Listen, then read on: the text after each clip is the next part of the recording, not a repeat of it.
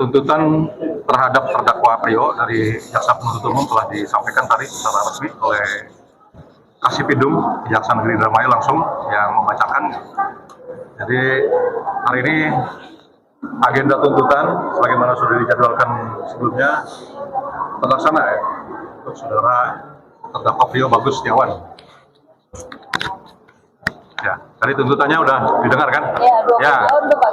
Ya, jadi tuntutan ini masih mengkombinasikan ya antara dakwaan, karena tadi dakwaan itu kumulatif ya, jadi 3 pasal yang didakwakan dalam dakwaan asalnya gitu, dakwaan terhadap peristiwa ini yaitu 459 tentang pembunuhan berencana, kemudian juga ada yang kedua itu Undang-Undang Perlindungan Anak, karena memang ada korban anak di situ, 2 orang korban yang masih di bawah umur.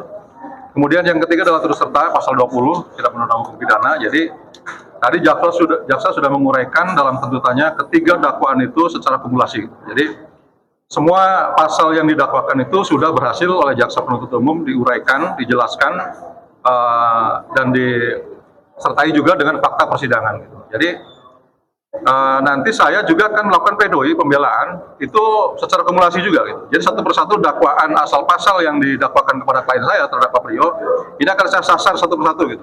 Dari dakwaan pembunuhan berencana, kemudian dakwaan terhadap perlindungan anak, dan pasal 20 turut serta. Jadi semua akan saya uraikan satu persatu pasal yang didakwakan di dalam tuntutan tadi, sehingga saya membutuhkan waktu tadi dan dikabulkan oleh majelis hakim 1 minggu untuk menyusun nota pembelaan terhadap diri Priyo Bagus Setiawan. Tuntutan 20 tahun seperti apa? Ya tadi tuntutan 20 tahun ya, saya pikir itu tuntutan yang normatif dari sebuah peristiwa yang sangat besar ini gitu kan, yang peristiwanya ada 5 korban nyawa gitu. Dan itu tidak masalah, jaksa biasa seperti itu, menuntut sesuai dengan ambang batas dan perbuatan. Jadi saatnya nanti pembelaan saya akan tadi sudah saya strategi pembelaan akan saya komentari semua pasal-pasal yang didakwakan, dari mulai pembunuhan berencana, di mana letak perencanaannya.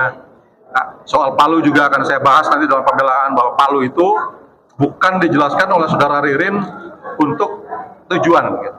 Tujuan untuk menghabisi nyawa Budi dan seluruh keluarganya. Jadi Palu itu diminta oleh saudara Ririn dengan beralasan untuk merenovasi rumah gitu. Maka yang diminta juga bukan palu martil, bukan palu kecil, tapi palu yang memang dikhususkan untuk memukul benda yang besar gitu, seperti palu gudang, untuk batu dan untuk merobohkan tembok.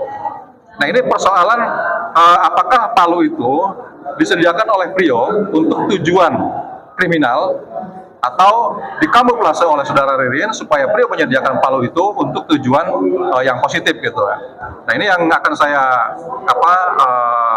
buktikan nanti, akan saya komentari soal ini, karena rencana ini termasuk di sini karena dakwaan itu bersama-sama gitu kan, melakukan perencanaan yang cukup. Nah ini harus saya bantah nanti bahwa semuanya itu Ririn yang punya ide, ayo Priyo ada bongkaran sembako jam 1, nah itu Priyo membawa. Kalau Palu itu jauh sebelum peristiwa itu sudah dipinjam oleh saudara Ririn. Jadi soal Palu bertujuan gitu kan disampaikan kepada Priyo itu tidak benar. Sehingga tadi untuk apa tidak tahu berarti? Tidak tahu.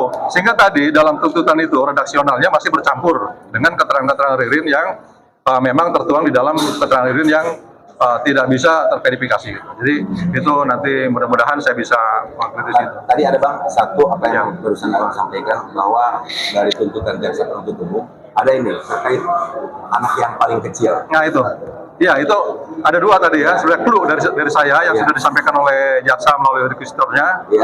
Itu soal Palu dan soal bayi. Nah, ini akan saya perdalam di situ dalam memang. Ya, terkait siapa yang menenggelamkan bayi itu, karena ada 2 pelakunya, tidak ada saksi fakta lain yang melihat siapa sebenarnya gitu kan. Tapi nanti ada strategi saya untuk meyakinkan pihak hakim. Masih ada kemungkinan hukuman bakal lebih ringan. Mudah-mudahan dengan dasar pertimbangan dari pledoi saya dan nota pembelaan saya, pada akhirnya majelis hakim akan menjatuhkan vonis yang seadil-adilnya.